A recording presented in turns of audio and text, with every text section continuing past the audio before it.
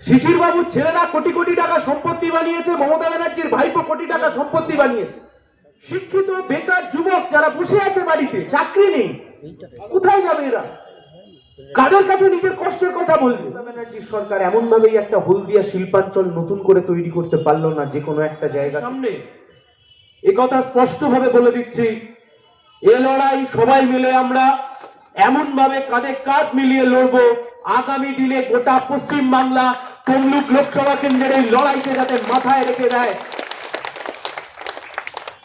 কেন আমরা বলছি, কেন আমরা লড়ছি, কাদের জন্য লড়ছি, কাদের কথা বলতে চাইছি আমরা, কাদের জন্য করতে চাইছি আমরা, কাদের কাজ করতে চাইছি আমরা?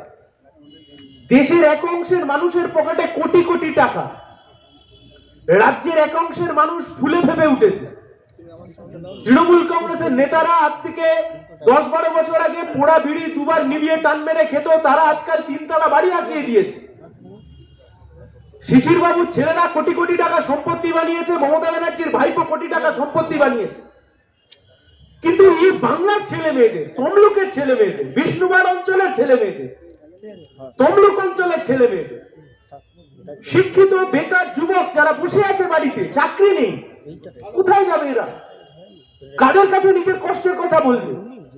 বাবা মা ছোটবেলা থেকে পড়াশোনা শেখালো, বাবা মা ছোটবেলা থেকে নিজের মতো করে কষ্ট করে বড় করলো, বাবা মা নিজে কম খেলো, কম নিজে দেখভাল করলো, সব টাকা নিজের ছেলে মেয়েকে পড়াশোনা করালো, স্কুলে পাঠালো, কলেজে পাঠালো।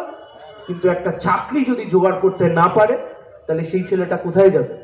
ঘুরে দেখুন তো আজকে গোটা তমলুক লোকসভা, শুধু তমলুক লোকসভা একা নয়, আপনি দেখবেন এই গোটা পূর্ব মেদিনীপুর হতে পারে, গোটা পশ্চিম বাংলা হতে পারে, তমলুক অঞ্চল অবশ্যই মেচেদা থেকে সকাল হতে পারে অথবা একটু বেলা হতে পারে, পিঠে ব্যাগ নিচ্ছে, নিজের পরিবারকে 2 চোখ ভরা জল দিয়ে নিজের পরিবারকে বিদায় জানাচ্ছে, জানিয়ে হাওড়া যাচ্ছে, হাওড়ায় জানিয়ে অন্য ট্রেনে উঠে যাচ্ছে। সেই ট্রেনগুলো তাদেরকে নিয়ে চলে যাচ্ছে গুজরাট, তাদেরকে নিয়ে চলে যাচ্ছে মহারাষ্ট্র, তাদেরকে নিয়ে চলে যাচ্ছে বিহার, তাদেরকে নিয়ে চলে যাচ্ছে কেরালা। তার কারণ পশ্চিম বাংলার বুকে শিল্প, ব্যবসা, বাণিজ্য, কর্মসংস্থান এই সব কিছু কার্যত লাটে উঠে গেছে। কিন্তু এমনটা কি হওয়ার কথা ছিল? এমনটা তো হওয়ার কথা ছিল না। এই তমলুক লোকসভা কেন্দ্রের মধ্যে পড়ে হলদিয়া, যে হলদিয়া আমরা তৈরি করেছিলাম, লাল ঝান্ডা তৈরি করেছিল, শিল্প এলো, কর্মসংস্থান হলো। যান একদিন তো হলদিয়ায়, তো আপনারা নিশ্চয়ই যান, ওই যে বিপুল একটা শিল্প, বিশাল শিল্প দাঁড়িয়ে আছে, মাথা তুলে দাঁড়িয়ে আছে। কারা করেছিল? আমরা করেছিলাম, সিপিআইএম করেছিলাম, লাল ঝান্ডা করেছিলাম বলেই তো আজকে যারা পড়াশোনা শিখবার পরে যারা চাকরির খোঁজ করে, তারা আজকে হলদিয়ায় গিয়ে 2টো চাকরি করে খেতে পারছে।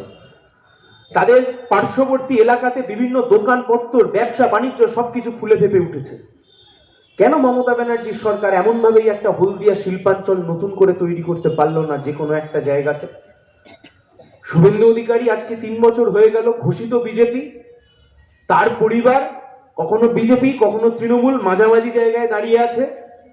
আপনার তো কেন্দ্রের সরকার ছিল, অধিকারী পরিবারকে তো পূর্ব মেদিনীপুরে সাধারণ মানুষ ঝুলি উজাড় করে ভোট দিয়েছে, পরিবারের সকলকে জনপ্রতিনিধি করেছে, কাউকে সাংসদ করেছে, কাউকে বিধায়ক করেছে।